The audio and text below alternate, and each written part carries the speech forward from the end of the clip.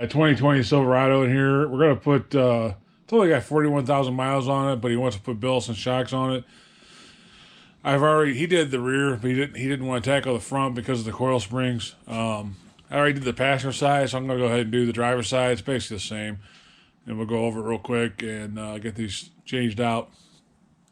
So the first thing I'm gonna do is get some light, get some tools, and then we'll start taking this apart. All right, so service day, I've actually done a few of these before. I've done leveling kits on these, so I've taken the strut out before.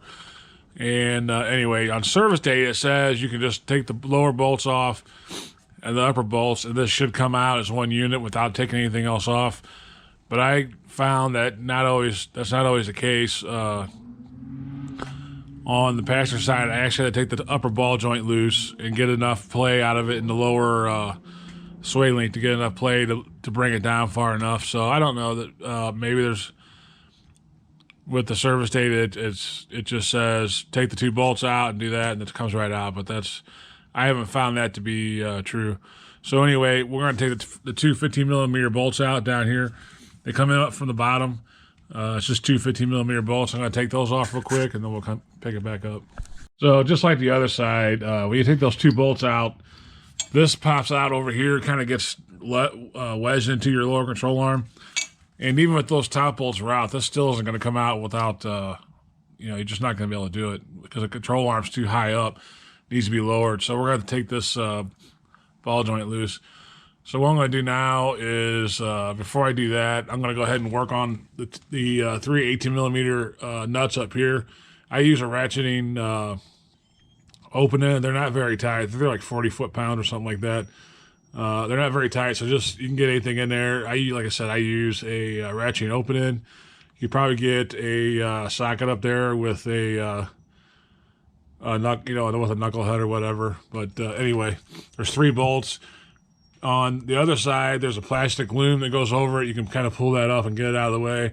This side has some different things on it, but they just pull up out of the way, and you get the nuts off. All right, one thing I will point out, on the driver's side here, you got this plastic cover that goes over it for the wiring.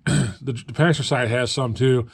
Just take a pry bar and kind of pry up on it. It'll unsnap itself away. And then once you put it back together, just snap it back on. But on the rear, you can get a ratcheting wrench in there on this side, and it's no problem. There's more room.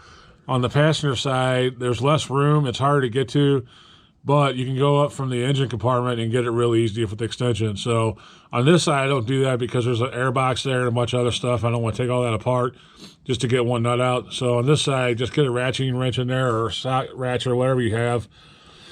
And there's enough room over here if you put the wrench towards the rear of the truck to ratchet it out and get a pretty decent amount of swing on it while you're doing it. And then the front one, there's nothing on that. And then this plastic piece goes over this left front nut. But like I said, just use a pry bar, kind of pry up on it gently. It'll unsnap. And then once you put it back together, just snap it back down. So that's what we do on these top nuts. Now, basically the strut's loose. If you get all three of those off and those two down there, that's to hold the strut in. And according to service data, this just pull right out. But there's not enough room. The control arm is too far up. And I've got other videos on doing leveling kits on these trucks, this generation, and stuff like that. And in those, I've followed Rough Country's installation kit. And I took the tie rod loose and the ball joint and a bunch of other stuff and was able to get it down far enough. On this truck, I wanted to try something different, not take the tie rod and all that stuff off and disturb all that. Since we're not going to lift the truck up at all, I shouldn't need as much room to take the strut out that I would if I was putting, like lift blocks on or something. So on the other side, all I did was just take the upper ball joint nut off and loosen it. And I got enough, and then took the lower sway link off from the control arm, and I got enough play to lower it down. So I'm just going to go ahead and start on that now. We're going to take these speed sensor wires loose, the brackets off, so we don't pull on those too hard. But we're going to do that first, and then we're going to take this 18mm nut off here. There's, I think, an 18mm on the stabilizer link. You'll put a jack under the control arm to catch it. It's not going to go down super far, but you don't want to put a bunch of stress on your brake lines and stuff like that. So we're just going to lower it down slowly and controlled. So first thing I do is start taking some of these brackets off. There's a couple 10 millimeters for these hoses and brackets for the brake lines and the speed sensors. We don't want to put too much stress on those, so we're going to get those loosened up first, and then we'll take the ball joint loose. All right, so all I did was go around and take off. There's a 10 millimeter bolt right here for the speed sensor. I loosened that up. I did not take the speed sensor out. Last time I was able to get enough slack and I didn't have to do that. Took the 10 millimeter out here for the brake hose on the side. So this is all pretty loose and floppy. And then there's a 10 millimeter on the back side of this knuckle. So they're all 10 millimeter. And you can see I got lots of room now to lower this control arm down. So I'm not going to take the speed sensor out, take the caliper off or anything like that. I didn't do it on the other side and it worked out fine. So the next thing I do is just take off this 18 millimeter down here on this stabilizer link. Since this truck doesn't have very many miles on it, it should come out no problem.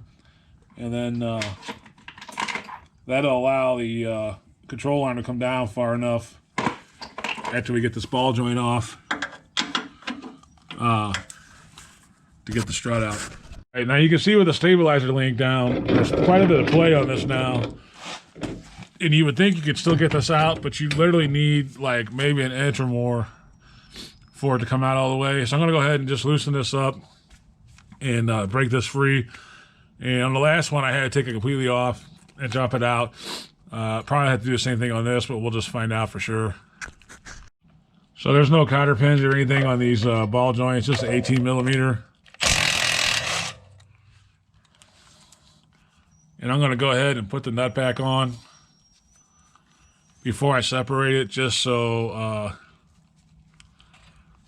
I can control it more when it does separate. And all you're going to do when you do this, especially if you got, a somewhat low mileage truck like this is you should be able just to whack this a few times. Whack it right here on the side and it should come loose.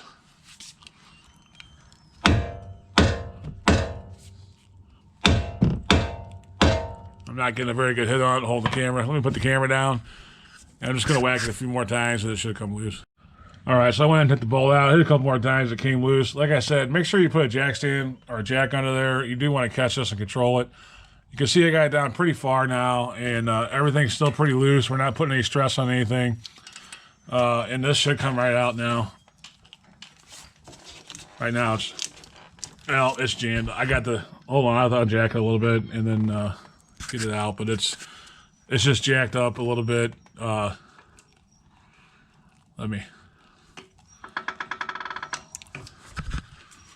It's stuck in the hole like that. So I'm gonna put obviously it's loose now. I'm gonna go ahead and put the camera down so I don't rip a CV boot or something. Just be careful of your CV boot and all that stuff.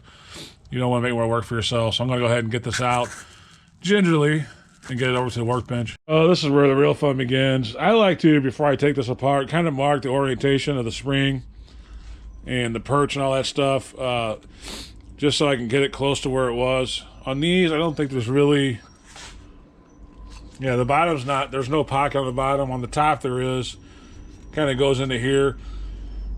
So I mark all three. I mark this because you're going to be taking this loose. And then I mark this, and I mark that with the springs, just so everything's kind of lined back up where it was from the factory. This here, it only goes in one way, basically.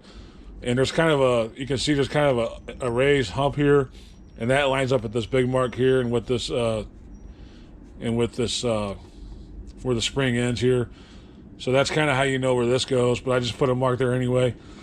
And then I got it marked down here. Like I said, it's not super, super important, but you do want to kind of orient the way the factory had it. This is the shock I already took off. Now I found on these particular springs, I got to use 4 spring compressors. If you got the bench mounted spring compressor, that'd be better. I used to have a really good one that broke and I never replaced it because I don't do a lot of, normally when I change a shock, I do a loaded shock. So I don't really do a lot of spring compression anymore. Seems like if I do, it's on a 4x4 for a lift kit or something like that. But anyway, Two of my spring compressors are pretty wore out, so I don't even know if we'll be able to get through this one without getting new ones. But I use 4 just because these springs, the way they're on here, it's kind of a pain. You got to, compress these down before you take this main nut out. So I'm going to go ahead and put the compressors on here and start compressing this down.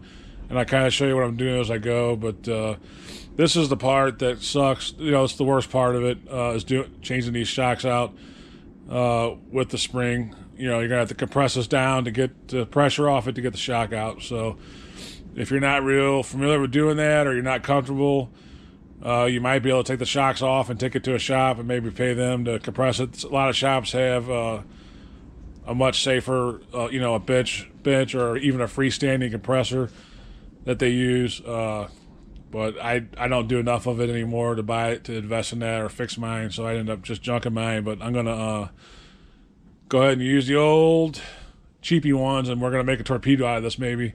It's kind of like being a bomb squad person. You get it sent in, and you just got to be careful anyway, is what I'm trying to say. So I'm going to go ahead and get them compressed, and then we'll pick it back up.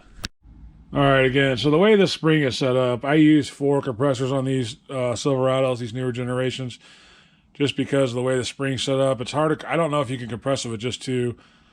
Usually you can, but on these, I found that the way the spring is designed, it's almost impossible for me. So anyway, you just want to make sure it's loose like this. You can see that it's loose. So now it's probably safe to take the shock out. And on these, they won't just screw out. The inside of the shock will turn, so you got to put something on the end of the shock. It has a slot to put a wrench or a vice grip, whatever. And then just use 18 millimeter open end, and you can get in there and loosen it up. So it's almost, I got this one almost out. So I'm going to go ahead and finish it up, and then we'll slide the new one in. All right, so once you get that nut out, you should be able to slide this shock out.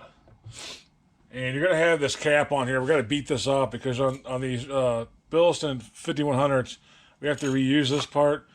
So just take a hammer or whatever you have and just kind of beat this off.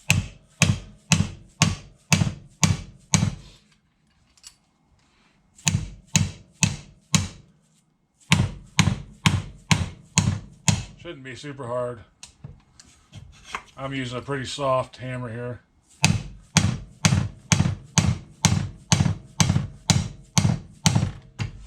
Alright, I got it started, but let me go get a bigger hammer and then we'll get this off. So just beat that off like that. You're not going to reuse this. Rancho gives you a new one. So we're going to get the box out here. Not Rancho, Bilstein.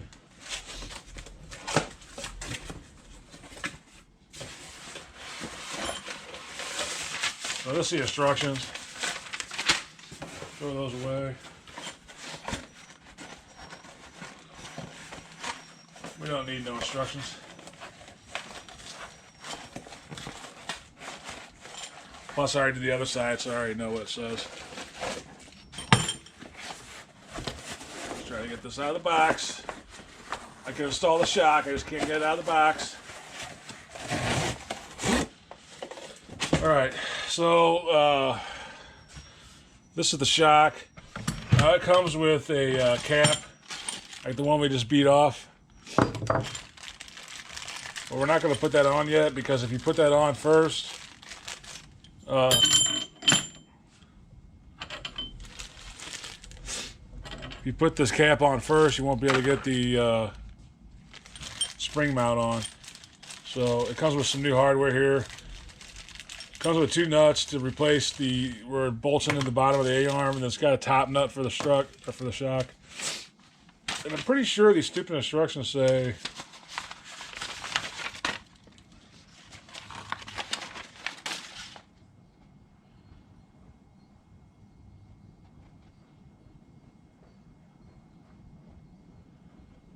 I don't.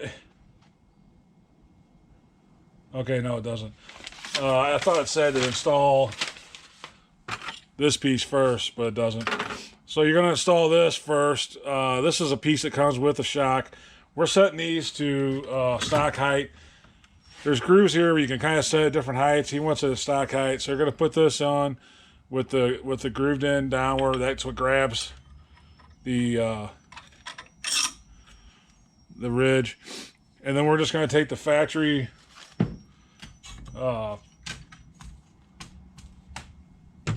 spring mount off the factory shock and set that over this like that. And then we're just going to go ahead and tap this boot back, or this cover back on. So we'll just take a soft hammer. I use just a brass hammer. And we're just going to tap that boot on. Not really a boot, it's a cover. Steel cover, aluminum.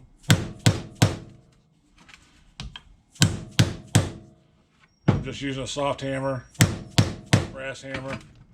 Just kind of going around, hitting it. Like I said, you want to put this on last because you don't want to. You'll kind of hear the difference when it's seated all the way around. And just check, make sure that it's the same clearance all the way around from these ridges, and it is. So we're just going to slide it back in, and we got it. This is, the other shot came out, and this was facing out towards the vehicle. You can rotate this once you get it in. It's not, you're going to have to anyway, probably because when you loosen these up, it's going to move a little bit. So you're going to keep your lines lined up, but this here will probably rotate a little. You'll just take a big wrench and turn it. So I'm just going to put it in facing out. This should be like the front here. I guess there really is no front or back. It's kind of the same either way. So you're just going to slide that back through. There is an OEM, the factory jumper.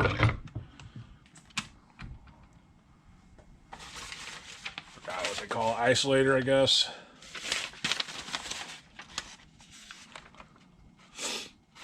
Once it comes loose, so yeah, the joust bumper, once that comes loose, and it doesn't want to stay back up in there. There's really no way around that. So anyway, you're just going to put the nut on. And you're going to notice that, I'll kind of show you this. You're going to notice that when you took the factory one off, this was all the way up against the spring here. But if you look at this shock, this kind of threw me off on the first one I did. If you look at the shock, and you line it up, you can see that shaft is longer. So it's not going to seat all the way down that coil spring right away until you start letting the tension off of. See how there's a gap here? When you pull this factory one out, the gap, it's all the way up against here. Now on this one, since that's a longer shaft, this is going to be out. So when you're loosening these up evenly, it'll come down and then you'll grab it. So I already got my lines, still got my lines lined up everywhere. So I'm going to go ahead and put the nut on here. And these nuts go on a certain way, so far, then they kind of like bottom out where they're kind of hard to turn. So you got to put your vice grip back on the flat spot. And just go ahead and turn that down until it's tight. And then we'll start loosening these things up. All right, so I went ahead and tightened this the rest of the way. You get an opening in there. It doesn't look like you can, but you can. So it's tight. Now when you take and do this, you want to orient it the way you like it. Like I said, this is straight with my lines, so that's why I got this oriented this way. And we're just going to loosen these up a little bit at a time, kind of try to do it evenly. This will probably try to jiggle free and move the lines and stuff, so you're going to have to kind of watch as you loosen it up. So I'm just going to go ahead and start with it. And unfortunately, I got two different types of spring compressors on here, so I got two different sockets I have to use.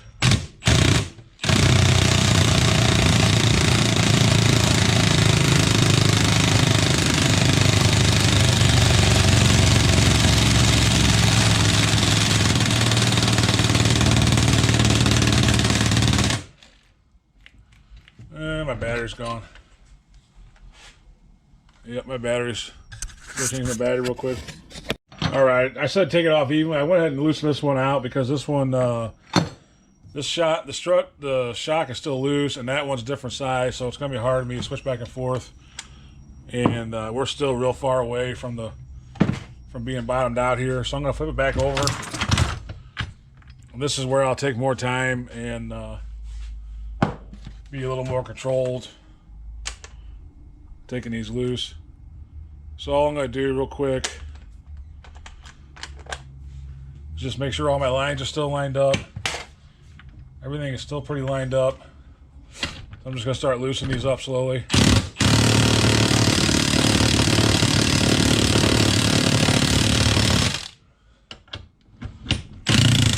Whoa. That one came loose more than I wanted it to. Well, all right, well. Now I got down to 2. I think because I'm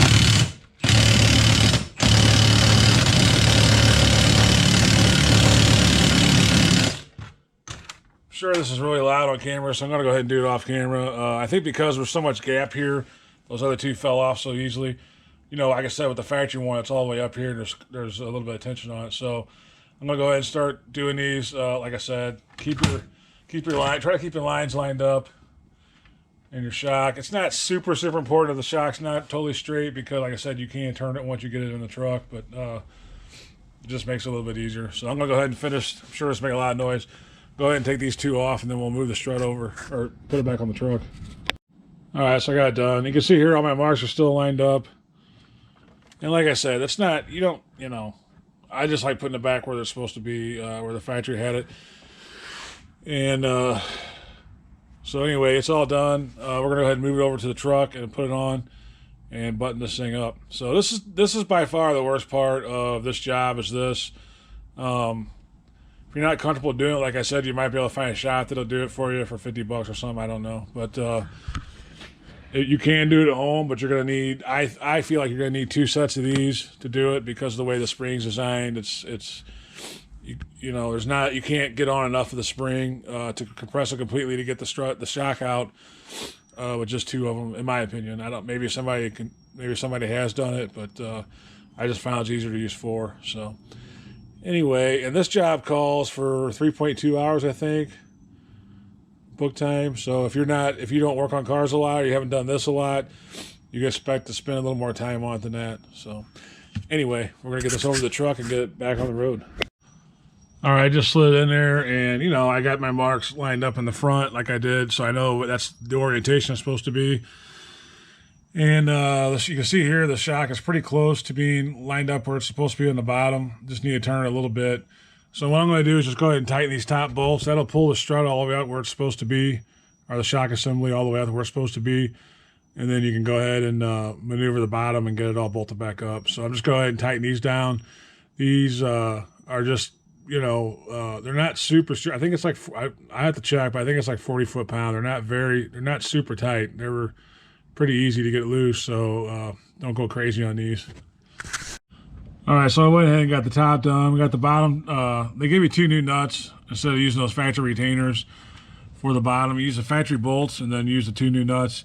I did use a screwdriver, a Phillips screwdriver, and kind of get the one side straightened out, and then kind of use that to pry this over a little bit. This can be a little bit challenging to line up, especially with the control arm. Just raise your control arm enough to where it touches, and then you can start manipulating it to start up. So I got those in, I got those tight. I got the upper ball joint started, and I got the sway link nut started over there. So all it is now is just a matter of torquing those down, putting the lines back on, and then you're ready to go. So that's the shock right there. So anyway, that's about it for putting new shocks on these and keeping your old coil springs. Of course, if you don't have the tools for a coil spring, or you're just doing a straight up shock change, you want new shocks, or maybe your truck's got a lot of miles on it, it's cheaper to get the loaded struts shock combo. That way you don't have to worry about the compressing the spring and all that stuff. Everything will be the same as this, but you'll just skip the step where you're compressing the spring and doing all that. You're just gonna unbolt whatever needs to be unbolted and then put them in. So Anyway, that's about it for shocks. Bilstein shock. It's a 5100s on a new Silverado. He put the rears on, so it's got Bilsteins all the way around, and upgraded to 5100. So anyway, that's about it. As always, thanks for watching, and God bless.